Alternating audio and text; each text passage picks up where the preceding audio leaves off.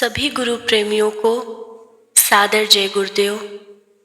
परम पूज्य बाबा जय गुरुदेव जी द्वारा हस्तलिखित डायरी मेरी साधना। प्रथम गुरु कृपा मेरी साधना। प्रथम गुरु बिना कुछ ज्ञान न होगा। गुरु खोजना अत्यंत जरूरी है। पूरे गुरु को खोजो।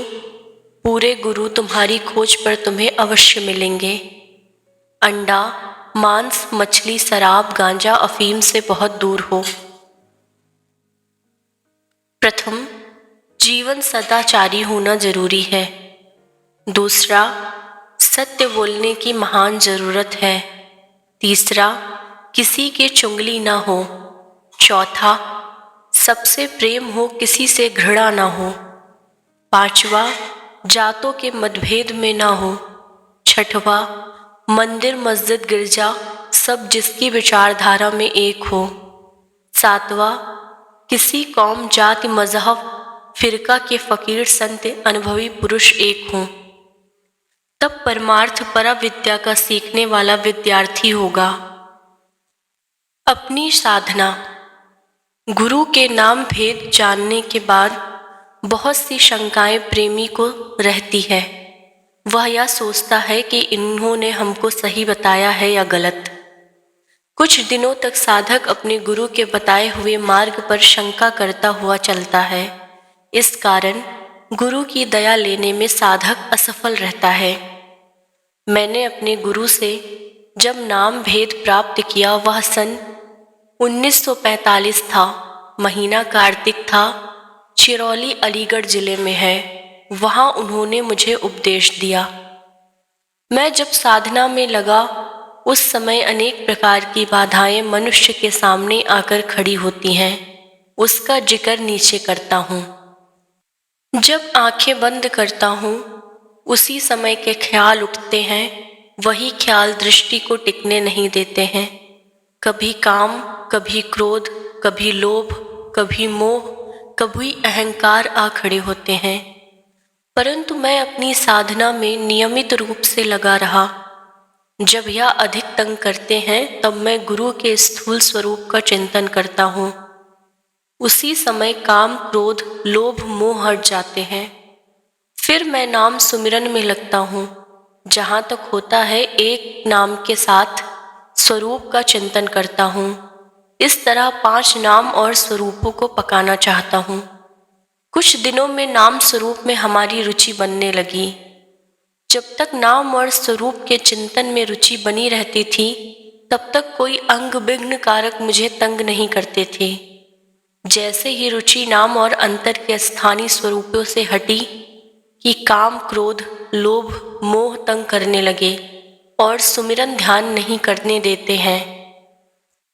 मैं 1 माह तक लगातार नाम और अस्थानीय स्वरूपों को पकाने में लगा रहा। 24 घंटे में मैंने 18 घंटे केवल साधना में ही लगाए और यह साधना का क्रम 31 दिन तक लगातार चलता रहा। इतना समय देने पर भी मुझे कुछ अंदर में आभास न हुआ। तब अंदर में इतनी भारी आत्मग्लानि हुई कि मैं इतना महापापी हूँ और साधना छोड़ दी। दिन भर, रात भर पड़ा पड़ा रोने लगा। भूख प्यास सी खत्म हो गई, परंतु इस रोने को कोई देख नहीं सकता है। एकाएक 3 दिन के बाद यह अंतर में प्रेरणा हुई कि तुम उठकर साधन पर बैठ जाओ। मैं रात्रि 1 बजे साधन पर बैठा। उसी समय अंदर में मालूम हुआ कि बहुत सी चिड़िया चहचहा रही हैं। कुछ झींगुर बोल रहा है। झरने से जैसे पानी झरता हो, जंगल में जैसे तेज वायु चल रही हो, रेलगाड़ी जैसी सीटी सुनाई दी। कुछ देर बाद मालूम हुआ कि पायल की आवाज हो रही है, झांझ बज रहा है, मंजीरा बज रहा है। कुछ देर बाद मालूम हुआ कि जोर की वर्षा हो रही। फिर मालूम हुआ कि बादल गरज रहे हैं। जब बादलों की गरज सुनाई दी, उसी समय आनंद मालूम हुआ। मैं उसे ध्यान पूर्वक सुनने लगा। मुझे आवाज घंटा शंख की साफ सुनाई दी। आकाश में लगातार घनन घन घनन घन बज रहा है। फिर एकाएक मालूम हुआ कि बहुत से बाजे एक साथ लगातार बज रहे हैं। उसी समय कौंधा हुआ जैसे लप लप रोशनी कहीं से हो रही है। 4 घंटे में यह सब मालूम हुआ।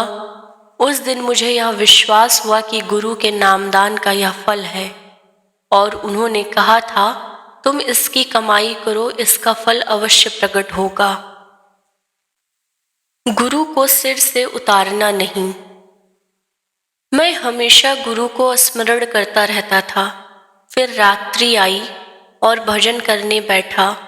उसी तरह सुरीली आवाजें सुनाई देती रही, कभी बढ़ती हैं, कभी कम मालूम होती हैं। उसी बीच में ऐसा मालूम हुआ जैसे कि कोई ऊपर की तरफ खींचता है।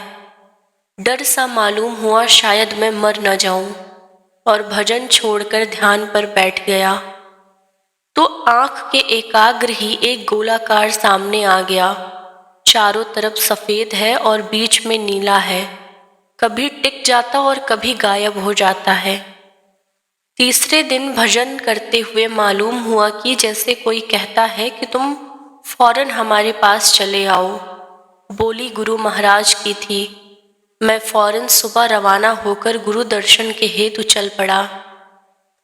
दिन में जब मैं गांव में पहुंचा, देखा कि गुरुजी एक चौतरे पर गाय के पास बैठे हैं। मैंने अपना झोला फेंक दिया और दौड़कर चरणों पर गिर पड़ा। स्वामी जी ने मीठे स्वर में कहा कि कुछ आंखें तर मालूम होती हैं और पतले बहुत हो गए हो, और कुछ कमाई करके आए हो। दरबार में कमाई करके खड़े होना चाहिए। रात्रि में स्वामी जी के सत्संग में ऊंचे दर्जे की चढ़ाई का भेद और अंदरूनी मुकामात का भेद सुनाया। सत्संग सुनकर हृदय में बहुत बड़ी खुशी हुई। रात्रि को साधन पर बैठा, मालूम हुआ कि एक सीधी सड़क है। उसके दाएं बाएं कतार के कतार वृक्ष खड़े हैं और इन वृक्षों में से खुशबू आती है। हरी घास का जंगल है। फिर मालूम हुआ कि एक गोलाकार प्रकाश का बंधा हुआ नाच रहा है। कभी कभी ऐसा जरूर मालूम होता रहता था कि एक बादल का टुकड़ा उसके सामने ठहरा हुआ। एकाएक आवाज मालूम ही कि तुम्हारी सूरत पर गंदगी है, गोलाकार के सामने कुछ नहीं है। मुझे मालूम होता था कि स्वामी जी कह रहे हैं कि उसके चारों तरफ प्रकाश आ गया है और एक बहुत बड़ा मंडप बन गया है। कभी बढ़ता, कभी घटता और कभी बिल्कुल गायब हो जाता था। उस गोलाकार के देखने पर ऐसा अक्सर मालूम होता था कि जैसे नशा चढ़ रहा है। कितने दिनों के बाद यह पर्दा हट गया। उसी गोलाकार चरण कमलों में प्रकाश, खुशबू, आनंद, सुंदरता उसमें देखने पर बहुत सी वस्तुएं दिखाई देती हैं। रामायण में तुलसीदास ने इन्हीं नख चरण कमलों का वर्णन किया है कि इन्हीं के स्मरण करने से दिव्य दृष्टि हो जाती है। उन्हीं चरण कमलों में दृष्टि को एकाग्र करने पर प्रकाश बहुत है। एकाएक शिव नेत्र दृष्टि ठहरती नहीं है। मैं इसके आगे का क्या वर्णन करूं जो दिखाई देना प्रारंभ हुआ। इस शिवनेत्र आंख के खुलते ही शक्तियों के पर्दे खुल गए। तरह तरह की स्त्रियां अनोखे आभूषण को पहनकर तथा पूरा श्रृंगार करती हुई साधक के सामने आती और जाती हैं। एक से एक सुंदर नए नए वस्त्रों को पहने हुए, अनेक कलाओं से नाच करती हुई, अपने आंखों को मारती हुई आव और भाव इस कदर करती हैं कि साधक सब कुछ आनंद की चेष्टा करता है। और भी बहुत से खेल आंख के खुलने पर दिखाई पड़ते हैं। इन्हीं चरण कमलों के ऊपर शिव नेत्र के टिकाते ही रिद्धि सिद्धि 9 निधियां प्रकट अपने अपने थालों को लेकर खड़ी होती हैं। उन रिद्धि सिद्धि के स्वरूप भी विचित्र हैं। थालियों में अनेक प्रकार की वस्तुएं हैं और यह कहती हैं कि तुम इस थाल में से सब कुछ ले लो, हम सब कुछ देंगे, हम तुमसे बहुत खुश हैं। उन्हीं के सामने से एक झुंड अचानक नृत्य करता हुआ हजारों लाखों अप्सराओं का निकलता है। इतनी इच्छा होती है कि उन स्त्रियों को देखकर इन्हीं के साथ हमेशा रहें और ना हम इनको छोड़ें और ना यह हमको छोड़ें। साधक प्रफुल्लित होता है, सब सामग्री के थाल सजे धजे हैं और सब थालों की चमक अलग अलग है। उन थालों की सामग्रियां दिल को पकड़ती हैं। जब मेरा मन उसमें रमने लगा कि एक आवाज कहीं से आई कि क्या करते हो, आगे जाना है।